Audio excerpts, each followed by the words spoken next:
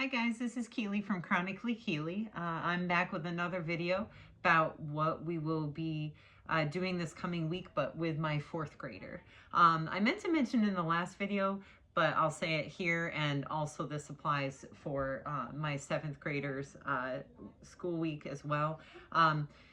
Everything I present, this is the plan. But it definitely does not necessarily mean that this is every single thing that we're going to be studying. There have been most weeks actually where we have a plan. This is what we plan to do, or what I plan to have us do or focus on, and it just doesn't happen that way, and we wind up doing something completely different, and that's totally all right.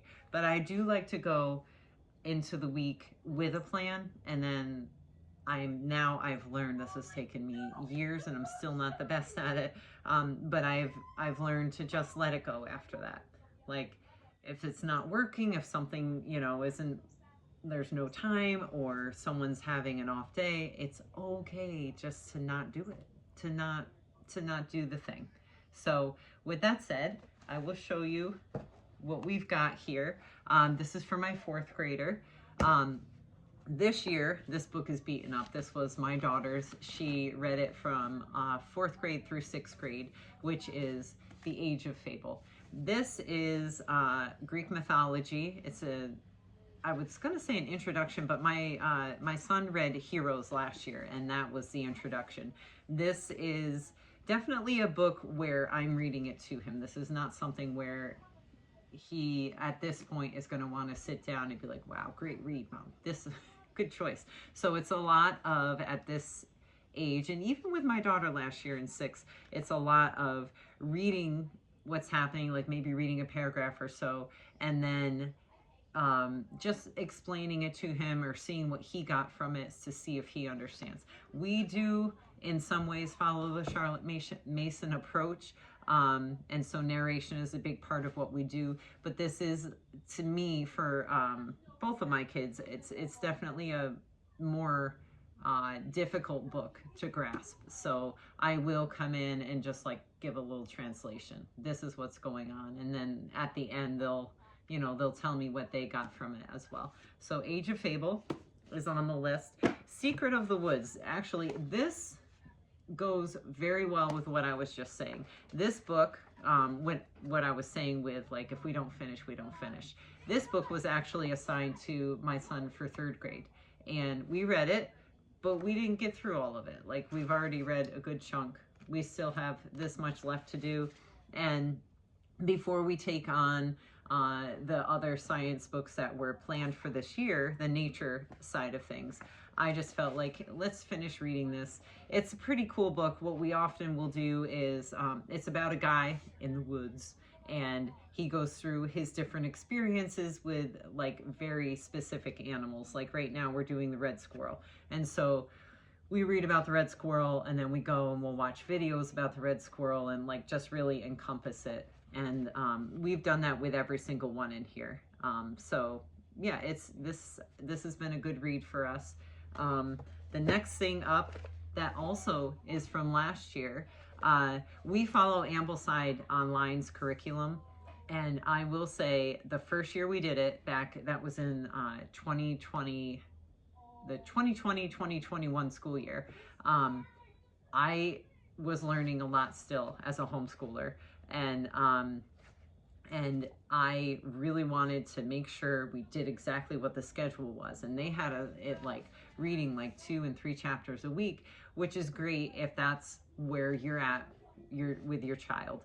But that is not where we're at all, and I'm completely okay with that. We are on, I need my glasses, we are on chapter 15 right now. So we started this in the 3rd trimester last year. Chapter 15, we'll read, the goal is to read a chapter a week. We'll probably be done with this by the 2nd trimester, somewhere in there. So that's what we're up to. Next up is handwriting. My son is just going to start learning about cursive handwriting. So my daughter used the level 4 for cursive, and we really liked it. It was a good fit. And Yeah, see, so it doesn't start off with cursive. It starts off with printing in the beginning, and then like gives like starts to give you the intro to the letter. So that I think will be something that he enjoys. We're also going to be diving into Minn of the Mississippi. This is by Holling C. Holling, and we read Pagoo. Pagoo is one of those books where, for my son and my daughter, it was more like a, not like love hate, but like kind of like a little moan and groan before it would start. But then as soon as we would start reading that current chapter, like for both of them, they both had a really strong interest in it. And again, that's another one where we'll read it. It takes usually 2 days for us to read it. We split the chapter in half, and like 10-minute reads tops, and then we'll watch on over there. We'll watch something, whatever this is on YouTube. And this is how another way that I get in geography for my son. The next thing's up. We have not started these yet.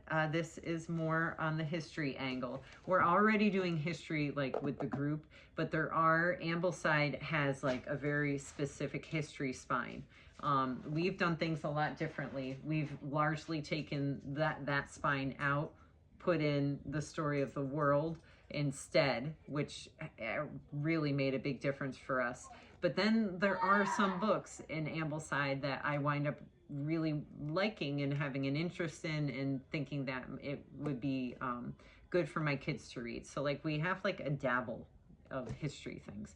Do you guys do that? What curriculum do you use? Put it in the comments, because I'm always curious, always trying to find new things, see which direction we'll go next time. So for my 4th grader, we have both Poor Richard, and I can let you guys know about this one, and also Answering the Cry for Freedom.